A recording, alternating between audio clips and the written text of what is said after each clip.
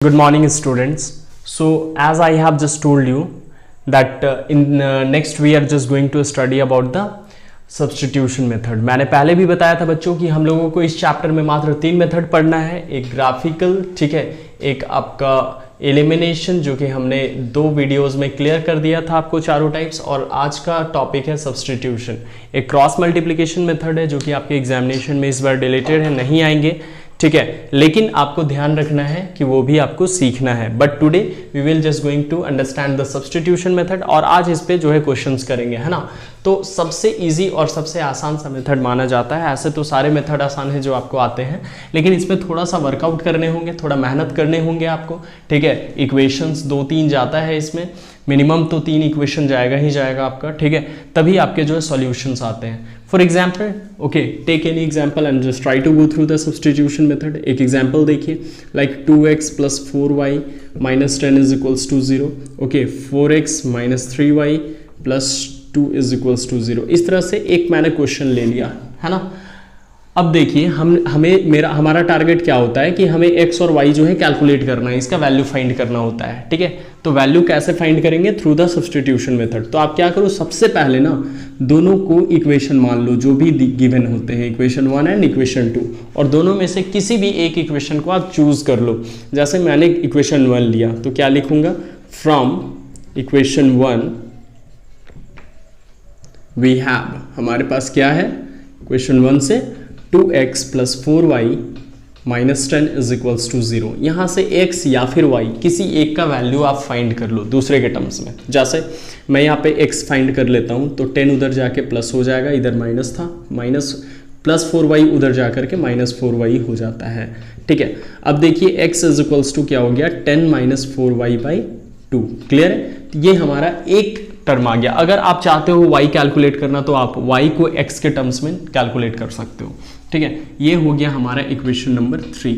अब क्या है, इस इक्वेशन नंबर 3 को हमने कहाँ से लाया था, ठीक है, फ्रॉम इक्वेशन 1 से लाया था, ठीक है। हमने इसे कहाँ से लाया था, इक्वेशन 1 से लाया था। तब इसे हमें इक्वेशन 2 में पुट करना होगा, सब्स्टिट्यूट करना होगा। और अगर हम इक्वेशन 2 से ये x का वैल्यू कैलकुलेट करते, ठीक है, तो उसे हम इक्वेशन 1 में सब्स्टिट्यूट करते हैं। फिलहाल x का वैल्यू हमें इक्वेशन 2 में सब्स्टिट्यूट करना है। उसके लिए एक स्टेटमेंट लिखेंगे, okay, that substituting the value of x that is equal to 10 - 4y/2 from equation 3 in equation 2, then we get, तब हमें क्या मिलेगा बच्चों, ध्यान से देखो, ठीक है।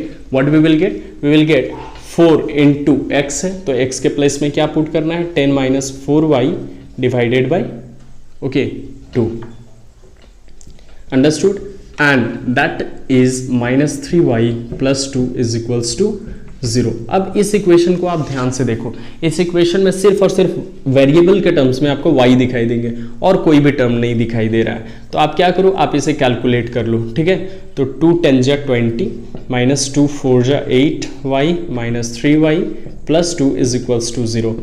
वेरिएबल को एक साथ ऐड कर लो और कांस्टेंट को एक साथ ऐड कर लो, 20 + 2 22 - 8 3 11 - 11y that is equals to 0। -11y ये प्लस से उधर जाएगा तो -22 हो जाएगा, गेट कैंसल, 11 × 2 = 22, मतलब y का वैल्यू हमारा आ गया 2, ठीक है। अब क्या है, जो भी वैल्यू आता है आप उसे इक्वेशन 3 में पुट कर दो, मतलब 3 को 2 में पुट की, अब इसे 2। यहाँ पे एक क्वेश्चन होता है, क्या सर हम लोग जो भी वैल्यू आएगा उसे सिर्फ 3 में पुट कर सकते हैं, 1 और 2 में नहीं पुट कर सकते? Yes, you are just free to put in any of the equations, ठीक है। लेकिन आपको ध्यान बस ये रखना है कि अगर इन दोनों इक्वेशन में पुट करोगे तो आपका सॉल्यूशन थोड़ा सा लेंदी हो सकता है।